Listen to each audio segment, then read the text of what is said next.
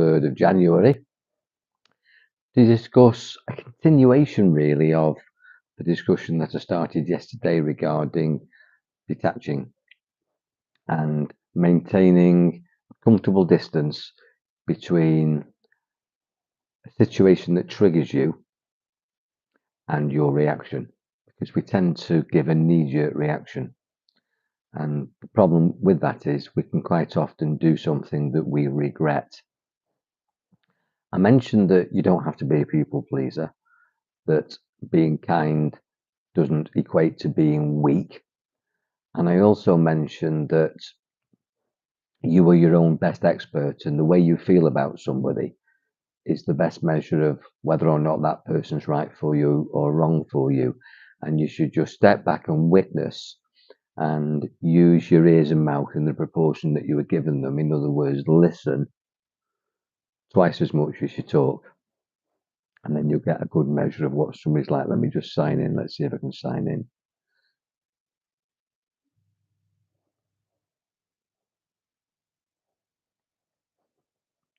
Yes, I can. There we go. So feel free to comment, like and subscribe to the channel. We're getting quite a good following, and there's also a Mr. GTV on Facebook where I'll be posting this too, and it'll also stay on the YouTube channel. Facebook channel is where I run all the free content, the courses, the workshops, the daily support, the inspiration, the education. I think you'll find that super interesting to check that out. And if you're not a Facebook lover, well, it's worth just having an anonymous account or signing up just to go on to Mr. GTV, because it's all free. What I want to talk about in this particular session is being comfortable in your own skin. What does that mean? Let me just say metaphysically that what a lot of people perceive is that they're in their skin, that what is inside the skin is them, you, me, we, and what is outside the skin is everybody else and everything else, that the skin is almost like a barrier of protection between the outside world and your inside world. I want to say that that is something that would seem to make sense, that there's nothing beyond me. So this outline that you see is me, and that this is the room, and that what's inside me is me, Mike Garner, my organs, my tissues, my blood, my skin, my bones. Yeah. But actually the reality is that there's no separation between me and the outside world. That my densest vibration is what you see. That you see this outline because we've trained our mind to see the animated me, and this is like thin air around me, and then there's some curtains, and I'm holding a glass of water. Cheers. Actually, I was connected to that glass of water. Just dropped my beer mat. I was connected to that glass of water even before I picked it up. And it's an illusion that I'm holding it, because I can't hold something that's solid. I can have the experience of holding it. I can have the experience of being in this room. I can have the experience of the outside world and my inner perception of inside me. But there's no separation. My auric field, my vibration, my frequency goes beyond the confines of my physical body. Otherwise, you wouldn't hear me. I'm talking on an iPad. It's going through this microphone, hopefully, which is communicating on Bluetooth, which again is a vibration. So my voice box is vibrating. It's coming out of my mouth into this microphone. It's then being Bluetooth to the receiver in my iPad. And then you're listening to it because your ears are tuned in to the speakers on your device. You're not physically connected to the speakers on your device. It's a vibration through what we call thin air, but this thin air is full of stuff.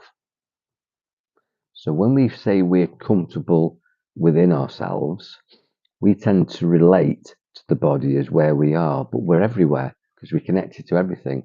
And that's very powerful, because that means that you can affect everything, because you can touch things or get an extra sensory perception of things that are in your eyesight, that are in your audible frequency range, that you can smell, that you can taste, that you can feel. So you, as the observer, the witness, detaching from everything is an absolute impossibility. But what you can do is you can put your focus on something, and then you can start to affect it. That you, the observer, through the process of observation, can change the things that you're observing. You, the observer, through the process of observation, can change the things that you're observing. That your attention and intention has a powerful effect on the things that are in your attention. So when you look at your kids, you can just send them love through your eyes. And what's interesting is that your eyes are, in fact, the only nerves in your body that aren't covered by skin. All the skin has nerves in it, and you have nerves in your spine, and you have nerves in your knees and nerves in all parts of your body. But your eyes are open nerves, so you can look through your eyes. You can perceive the external world, which I said isn't external to you, through your eyes, and you can make a vibratory connection with your attention, and you can change the way your children behave by looking at them lovingly, looking at them angrily, or you can look at a dog and look at it confidently, or look at it fearfully, and that dog will react depending on your intention in that stare. So you can look warmly to a dog, it'll come to you and be peaceful, or you can look intimidating to a dog and it might be aggressive with you or back off, and you can look fearful to a dog and you'll be a victim to it. So animals understand this vibration, this non-verbal communication, and it's all being transmitted from us, from our skin. Our skin and the vibration of the density of the skin that creates the molecules and the matter that we call solid skin vibrate off. In fact, if you look at me now against this beige background, you'll see a halo here. Can you see my aura as I move? Can you see the aura move with me against the background? There's like a smoky silhouette here. Can you see it? And on my hand, can you see around my fingers? The aura. You have this. The more powerful I am, the more transcendental meditation I do, and the more connecting to elemental forces or using props, which are like symbols and crystals and stuff like that. Visualizations, I can increase the power of my vibration, my emanation, my auric field, and my charisma increases, and my presence in the room increases. I can expand myself to all four corners of the room and all four corners of the building, and in my opinion, all four corners of the globe, the world. You can be anywhere that you can expand and bilocate. So by being comfortable in your own skin, which is what this is all about, it's being comfortable wherever you are, and from this place within, which we call the skin, making this a place that you like yourself, which means that as I move to other locations, or the perception of moving to locations, you don't actually go anywhere quantumly. You're just changing your field of vision. You're just creating a different reality. So you could say, I'm not in Thailand, I'm just creating the perception that I'm in Thailand. I haven't gone anywhere. And I wasn't in Manchester when I was born, and didn't move to Thailand from Wales, because Wales doesn't exist, Manchester doesn't exist. It's just an illusion. This is a massive subject of the projection of reality, or the decoding of reality within the algorithm of energy, because we were told that that was a glass of water, so I see a glass of water. Do you think my dog sees that glass of water? Unless it has, you want to give your dog a drink and then you give it that. But what you're actually doing is you are training an animal, or training yourself. We've been conditioned to accept that's a glass of water. This is blue. These are blue glasses. That's your dad. That's your mum. That's your partner. That's your dog. These are your kids. No, they're just blobs of molecules within no colour whatsoever. Nothing has colour.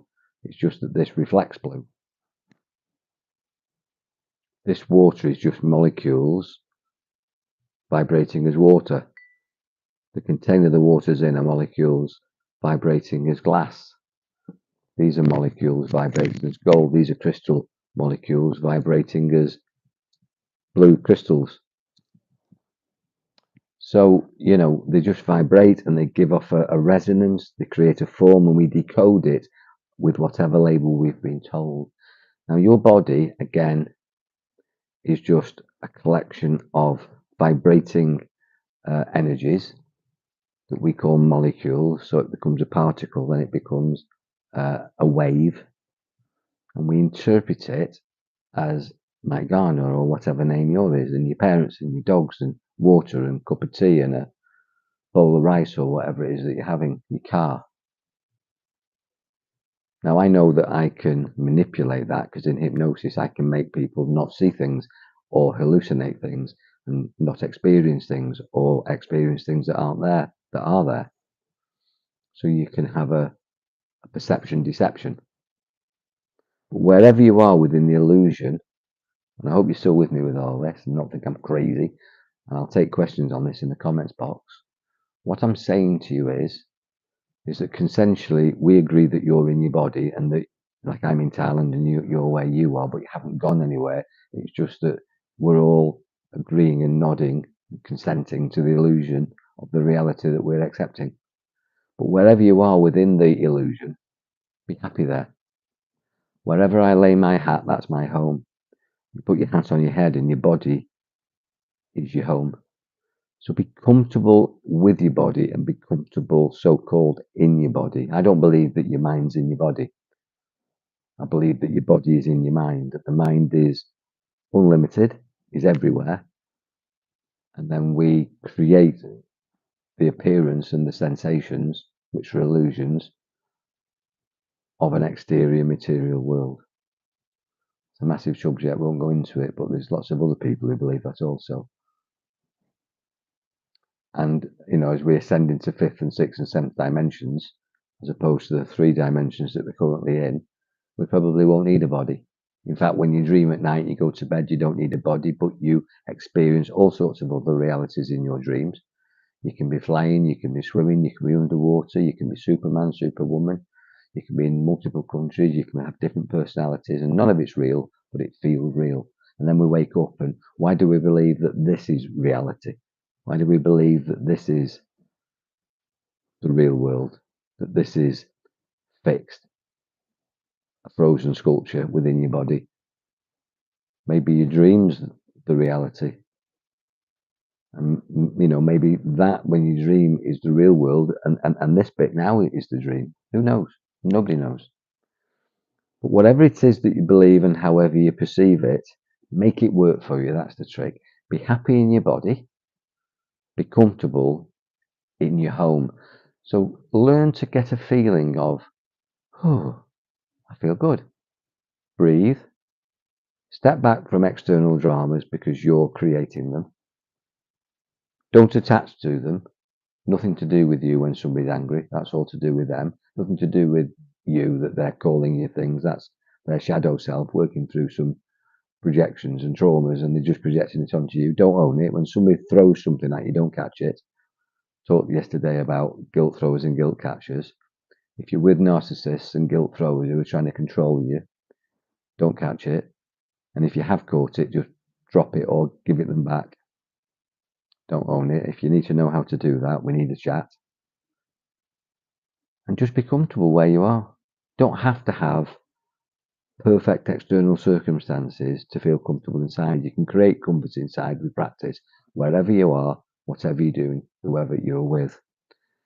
Learn this year, it's the 3rd of January, but whenever you're watching this, and thank you for watching and sticking with this crazy conceptual guy called Mike Garner.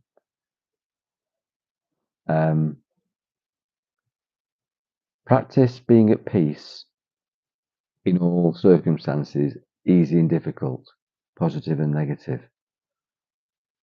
It's pretty easy to be happy when things are going well for you, but it's not that easy to be happy when the shit hits the fan. But what I say, when things are shit, shift into peace, shift into neutral. You can't be laughing all the time when things aren't good, but you don't want to be crying either, and you don't want to get stuck in laughing or crying. Just be neutral. Just find peace. Just, if you sat back in your chair now, watching me, how does that feel? Here I am in my shorts in Thailand, 36 degrees. Now, this creates a feeling for me. Now, the feeling of being in my favourite armchair in a warm country, I can get that feeling when I'm in a cold country. When I'm not in my favourite armchair, this is peaceful here. But I can get this peaceful feeling when I'm in a chaotic, traumatic, fearful environment or aggressive environment or overexcited or, super crazy environment. Whatever's going on the outside, I can get that internal control because I can practice it here and carry it around me. I can take my home to wherever I am, and wherever I lay my hat, that's my home. So this is perfect here, but I can take that perfection to wherever I'm going. Now, you'll have favourite places, favourite spaces, places of comfort where you feel pleased and eased. So anchor to that, know what that feels like, and then take that feeling round you wherever you are. When you're stuck in a traffic jam, when you're on hold and somebody's frustrating you because you're fifth in the queue and they're telling you your call's important and you're an hour and a half in and you know that you can't hang up because you'll go to the back of the queue. When you're trying to get a doctor, you're trying to get a dentist, when someone's being, less than helpful, when you're at the 5-item checkout and somebody's got 7 items and then they forget something and you end up waiting thinking, oh, bloody hell, why am I in this queue? Those are moments that we all face. But how you react to it is what defines you. It's not what happens, it's how you react. It's not what comes at you, it's what comes from you. And I always say that, if you squeeze an orange, you're going to get orange juice. Squeeze a lemon, you're going to get lemon juice. Squeeze an angry person, and you're always going to get anger. So what happens when you're under pressure and you're squeezed? What comes out of you? That will define you. And I would say what should come out of you should be positivity, assertiveness, yes, but kindness and love and peace. A peace that the Bible says surpasses all understanding. People won't know why things don't get you anymore. Things used to get to me a lot in the past. I was on lots of missions and I'd fight a battle, and if I couldn't win, I'd go away and research it and come back and start again. That determination got me to where I am, but I let that go about 20 years ago because it was no good for my health, and people didn't want to take me on, so I had no friends, and it really wasn't working. And I realised that in myself, and that gets you so far in life, being driven. But then, really, what helps you in life is having good relationships, being amiable and likable. It's no good being at the top of your game with no mates. And I had lots of friends, but let me tell you, I didn't suffer fools, and I still don't. But I used to really work hard at sort of being super competitive and doing my best because I wasn't dealt a good hand. I had a great family, but not the best education. Never been given anything. Everything I've got, I've had to work hard for. And I've had a lot of people, probably like you, like me, being shit on by a lot of people because that's just life. And people, to get above you, climb all over you. So you have to sort of fight back. And that made me who I was. And it worked. I was a goal setter and a goal getter. But there wasn't a lot of peace in that. I realised, I think, as you get to a certain age, that peace of mind is a lot more valuable than stuff and status. And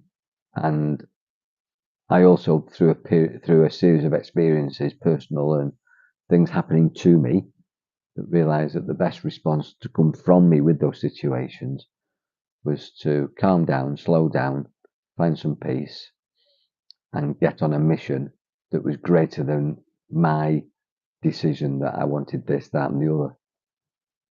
So this is when I started to understand alignment and major definite purpose and my soul journey and what I was really incarnated to do. And that meant that I had to be comfortable with myself, comfortable with my vulnerabilities, comfortable with my sensitivities, comfortable with my successes and failures. You have to audit yourself. And you're not taught that. You're not taught that. You're taught to be competitive. You're taught, you're micromanaged, and you've got league tables, and you're told what to believe, who you are, what to do. Well, let me ask you: if nobody told you who you were, who would you choose to be? If you could reinvent yourself today, if I was your genie and I gave you 3 wishes, what would you wish for? Well, really, at the beginning of the year, 3rd of January, you can wish for anything because your subconscious mind is your genie. Whatever you ask your subconscious mind, it'll bring into your reality. And if you don't understand that, we need a chat. You won't do it if you don't like yourself, and you definitely won't do it if you don't love yourself. So, top affirmation is I like myself, I love myself.